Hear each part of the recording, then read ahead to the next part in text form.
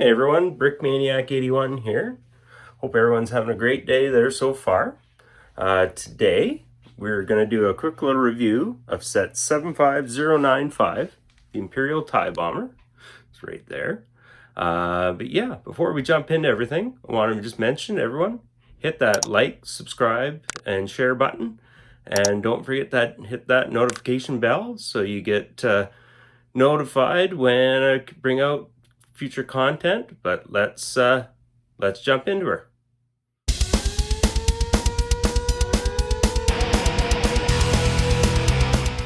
So set 75095 was released in 2015, so that would be just before I got back into Lego after my, I guess you would say, my dark ages. But yeah, this box art for me is kind of nostalgic.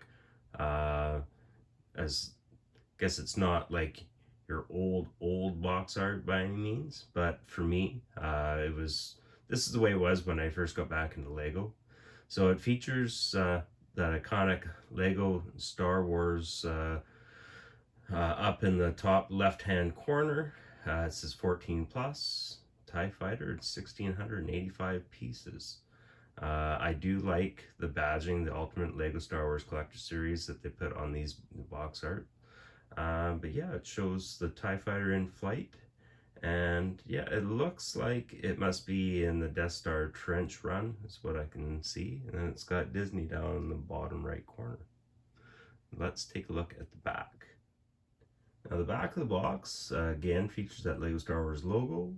It also shows the TIE Fighter sitting on its stand.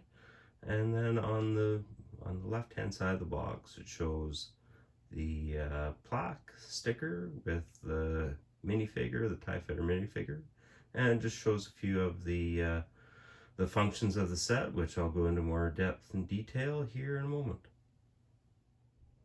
Now here's a look at the manual. Not an overly big manual.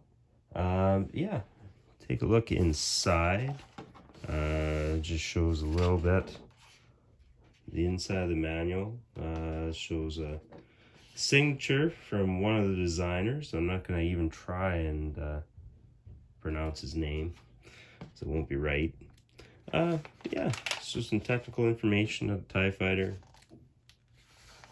And then it has a little Q&A with one of the designers there.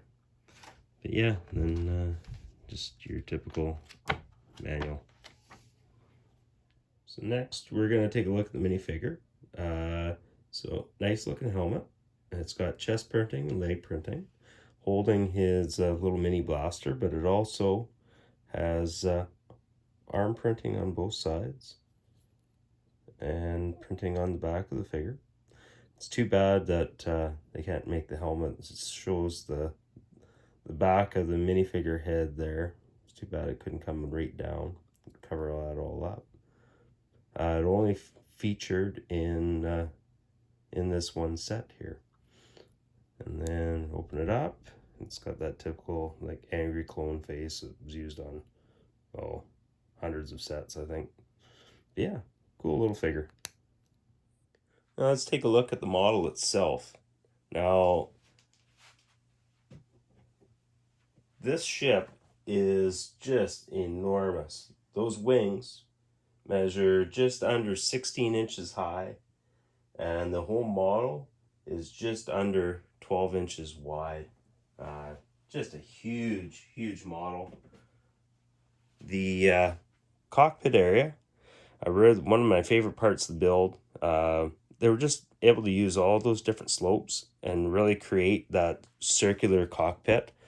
Yeah, it still has a bit of a blocky look, but just how they were able to make that roundish canopy is just incredible. You can actually open up the inside of the cockpit to see inside. If you can see in there, there's the I guess we'll just say handlebars. There is room. You could fit a minifigure in there, but there's nothing to hold them down. So that's one thing. It's not necessarily sized for a minifigure, but it's pretty close. You can open it up. The front canopy piece. You can take it off, but it's just bricked in. You can't fold it in and out.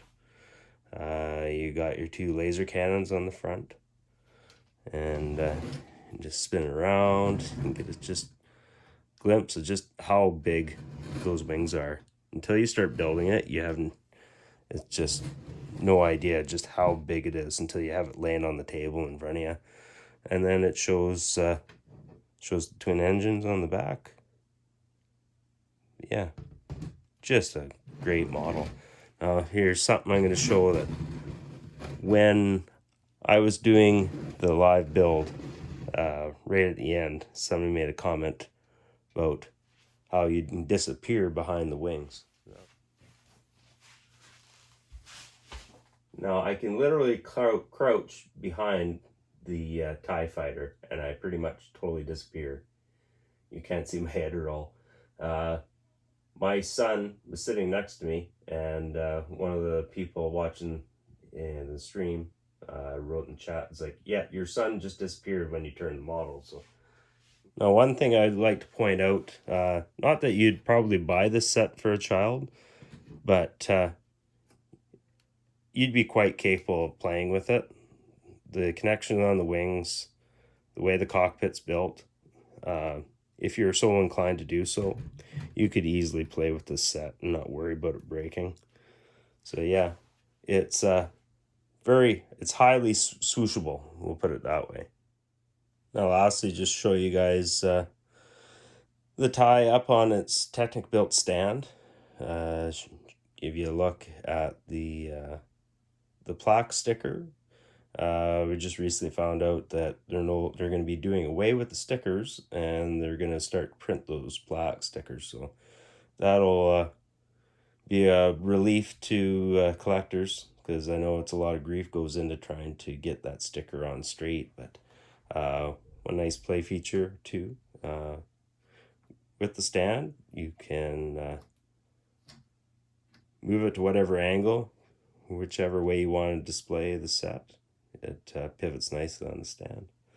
But yeah, I'm gonna go into my final comments here. We'll see my final thoughts on this set. So my final thoughts on the set. One thing I didn't mention before, the retail price of this set in Canada was $229.99, which I think for the size of the model and being such a great display piece, I think was quite reasonable back in 2015. So I think it was very fair. But as far as the model goes, it's just a behemoth. Really glad to have it in my collection. Gonna look great on the shelf with other sets. Yeah, I hope everyone enjoyed my little review here.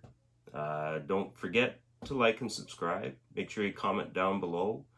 And I really appreciate everyone, especially if you hung around to the end. And we'll see you again in the next one. Have a great day.